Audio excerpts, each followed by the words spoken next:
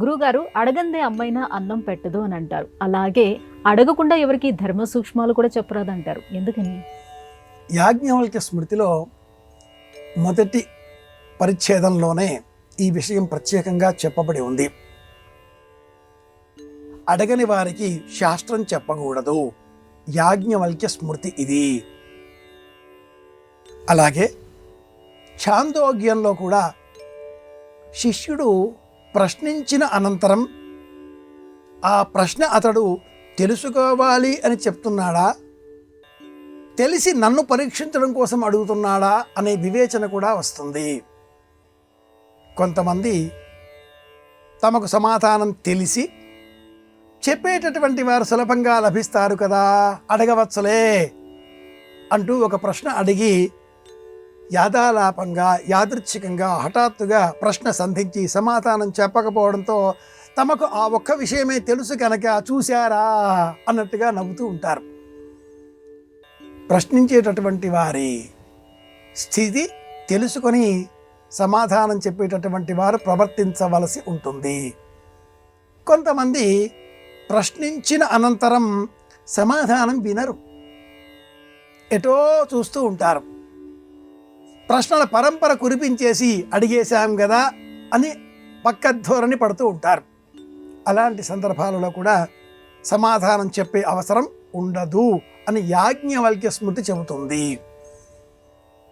ఆ ప్రశ్నించిన వ్యక్తి శ్రద్ధాళువు అయి ఉండాలి, పూర్తిగా వింటాడు అన్న నమ్మకం కలిగి ఉండాలి, తెలుసుకోవడం కోసం జిజ్ఞాసువుగా ప్రవర్తిస్తున్నాడు అని కూడా తెలిసి ఉండాలి అన్నట్టు వినేటటువంటి వారు లక్షణం వర్ణించే ఈ ధర్మశాస్త్రం వినేటటువంటి వారు ఇలా చేతులు కట్టుకుని వింటున్నారా, శ్రద్ధ నటిస్తున్నారు, వింటున్నారు కానీ వారి మనసులో వ్యతిరేకపు ఆలోచనలు, తర్వాత ఏం చెప్తాడు, ఎలా రెండో ప్రశ్న అడగాలా అని రెండో ప్రశ్న సిద్ధం చేస్తూ ఉంటుంది. పూర్తిగా వినరు. ఈ చేతులు కూడా ఇలా రెండు వైపులా పెట్టి ఉన్నారా, వీళ్ళు నువ్వు చెప్పేదంతా మాకు తెలుసులే, దీని వ్యతిరేకంగా చెబుతాము అంటారు. జ్యోతిషంలో అంగసాముద్రికం చెప్పే శాస్త్ర రహస్యం ఇది. వినేటటువంటి వారు ఇలా ఒక చేతిలో మరి ఒక చెయ్యి ఇలా పెట్టుకుని విన్నారా, శ్రద్ధగా వింటున్నారు, ప్రతి పదం వింటారు, వీళ్ళకి చెప్పవచ్చు. వినడం కూడా ఇన్ని అంశాలు ఉన్నాయి, చెప్పడంలో కూడా అన్నీ ఉంటాయి.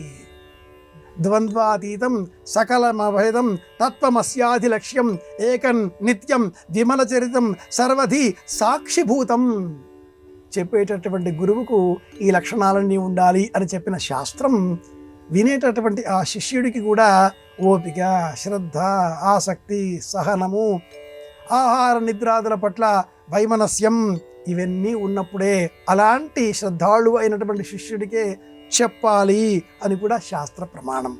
కనుక ఊరికే అడిగారు కదా అని చెబితే ఆ విషయం పట్ల ఆసక్తి పోతుంది, చెప్పే వ్యక్తి తన గౌరవాన్ని పోగొట్టుకుంటాడు.